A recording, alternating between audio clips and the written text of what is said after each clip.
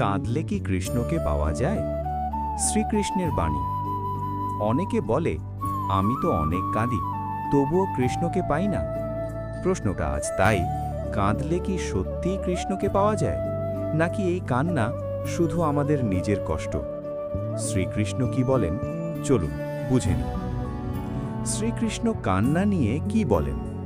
শ্রীকৃষ্ণ বলেন, আমি চোখের জল দেখি না, আমি হৃদয়ের ডাক শুনি।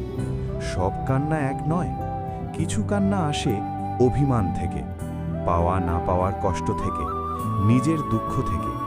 এই কান্নায় কৃষ্ণ থামেন না। কৃষ্ণ শোনেন সেই কান্না যেখানে অহংকার ভেঙে যায়।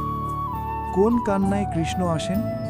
শাস্ত্র বলে, যখন মানুষ বলে, হে কৃষ্ণ, আমি পারছি না, সেই মুহূর্তেই ভক্তি শুরু। যে কান্নায় থাকে অভিযোগ নেই, দাবি নেই, শুধু সমর্পণ, সেই কান্নাই কৃষ্ণের হৃদয়ে পৌঁছায়। গোপীরা কাঁদতেন, কিন্তু তারা কিছু চাইতেন না, তাই কৃষ্ণ কাঁদতেন তাদের জন্য। কান্না নয়, চেতনা আসল। শ্রীকৃষ্ণ বলেন, তুমি কাঁদছ কেন, এটাই আসল প্রশ্ন।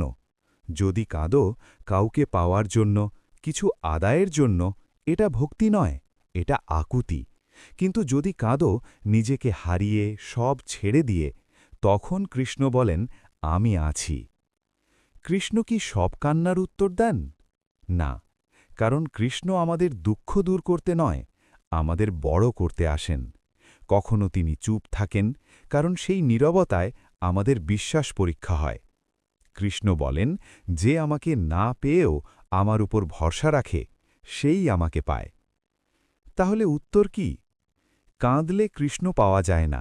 ভেঙে পড়লে, অহংকার ছাড়লে, সমর্পণ করলে, তখন কৃষ্ণ নিজেই ধরা দেন। আজ যদি কাঁদো, একবার বলো, হে কৃষ্ণ, আমি কিচ্ছু চাই না, শুধু তোমাকেই চাই। দেখবে এই কান্না বৃথা যাবে না। জয় শ্রীকৃষ্ণ।